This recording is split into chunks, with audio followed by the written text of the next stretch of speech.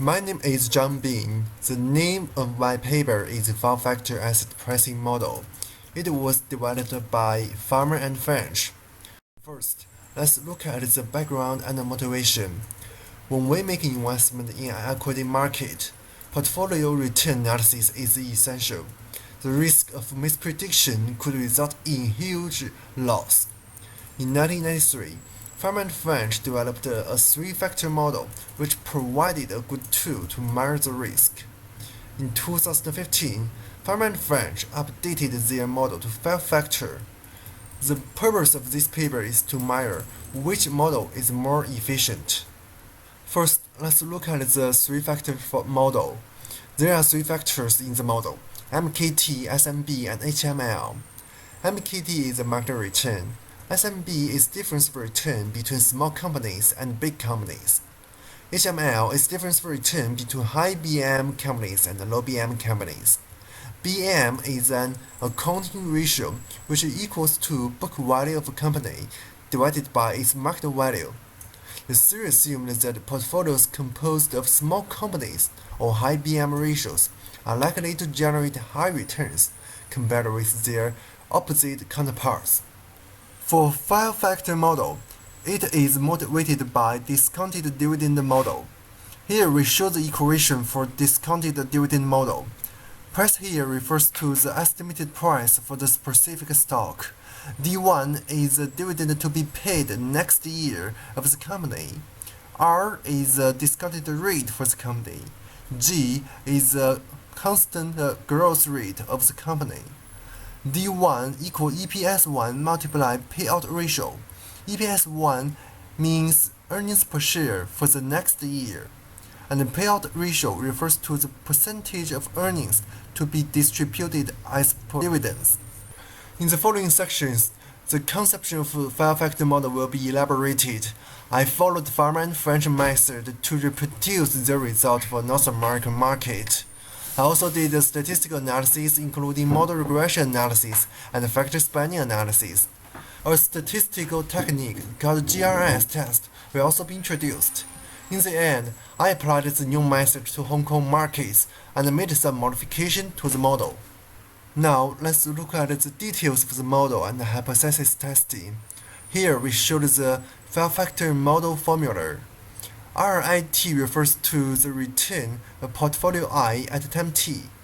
RFT is the return of risk-free asset at time t.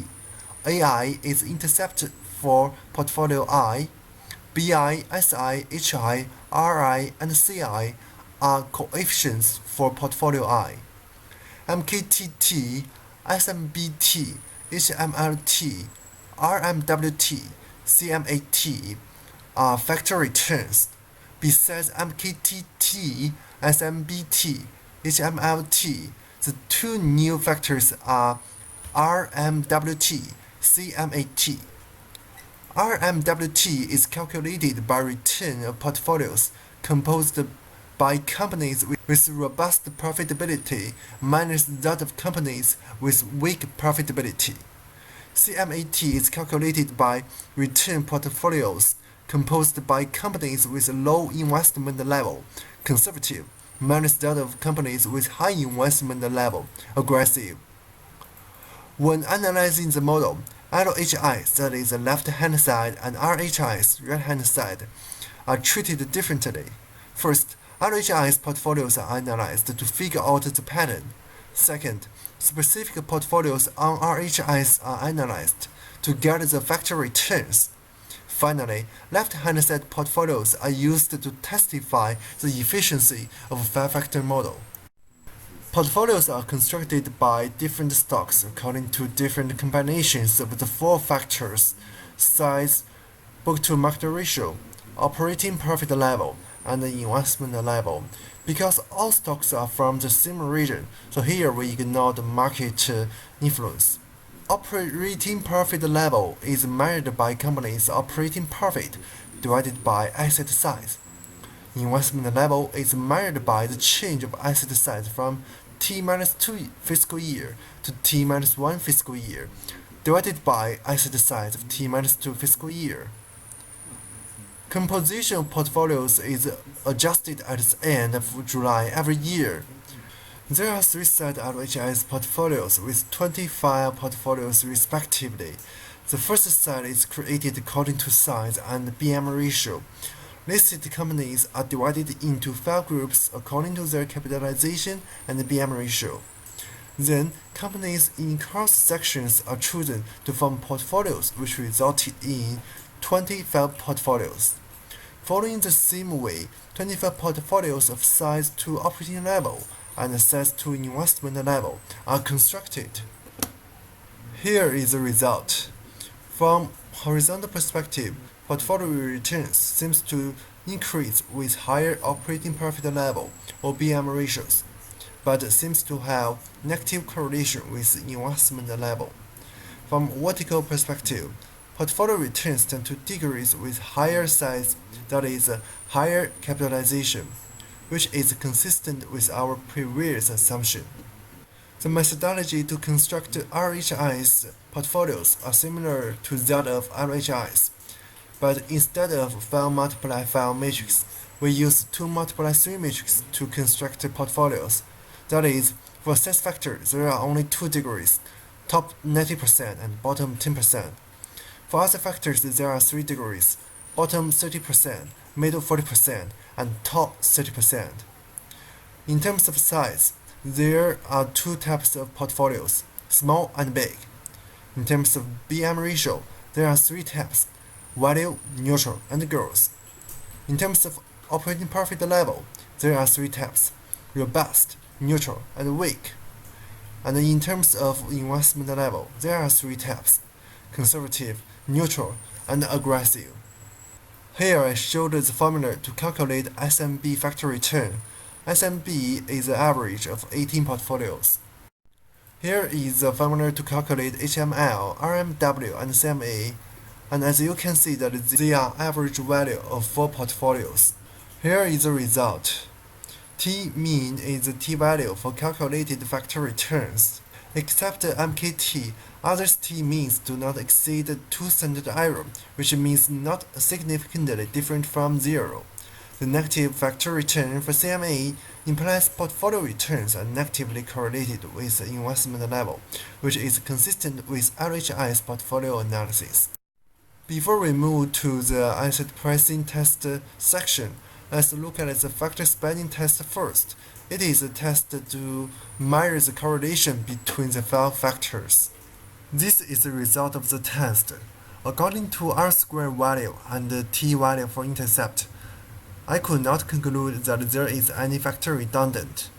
According to Farmer and French, even such condition exists, more consideration is needed before dropping factors, because some factors redundant in one period may not be redundant during other periods. Now, let's enter into the critical part, asset pricing test. If an asset pricing model explains expected returns, the intercept should be indistinguishable from 0. Hence, if an asset pricing model is more powerful, the left-hand set portfolio returns should be more explained by right-hand set factors. In this test, 25 RHIS portfolios are used to test RHIS factors. Before we show the result, let's define some factors. First, AAI. AAI is the mean of average absolute value of intercept. AI is intercept. Second, ASAI square. It is variance of the intercept AI. Third, RI bar. It is the difference between the average return on RHIS portfolio I and the average return on the market. Fourth, the measure of relative dispersion AAI square over ARI bar square. Fifth, the proportion of intercept dispersion attributable to sampling error ASAI square over AAI square. A low value of AAI square over ARI bar square is good news for an asset pricing model.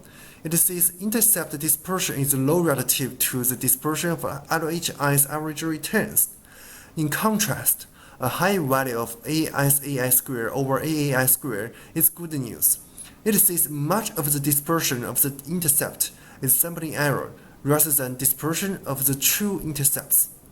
Additionally, GRS statistic is used to measure dispersion of a group of intercepts from zero. It could reject the model with high confidence.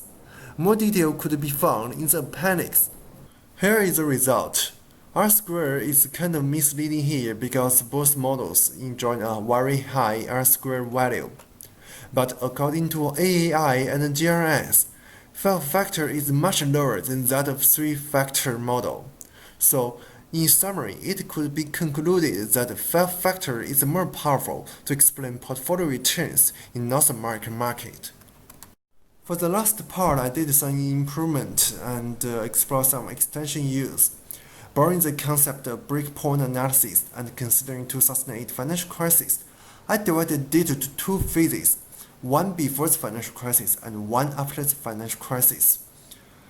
According to the result, the second phase, that is after financial crisis, shows a better performance compared with the whole period.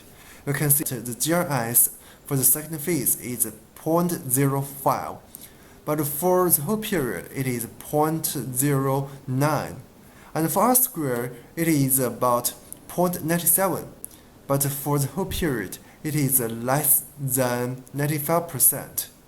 But for the first phase, that is before financial tsunami, the performance is not better. I think that it may be due to relative more stable economic and financial condition in the United States after financial crisis. For the second part, I applied the methodology on Hong Kong market. The result shows there is a little difference between 3-factor and 5-factor. I think it may be due to different financial markets have different sensitive exposure to factors. More research could be done to find the sensitive factors in Hong Kong. Finally is appendix for GRS statistical test. It is a high confidence test, and according to the theorem, the less of GRS absolute value, the more confidence we have to see that the intercept is indistinguishable from zero. This is all of my presentation. Thanks for your hearing.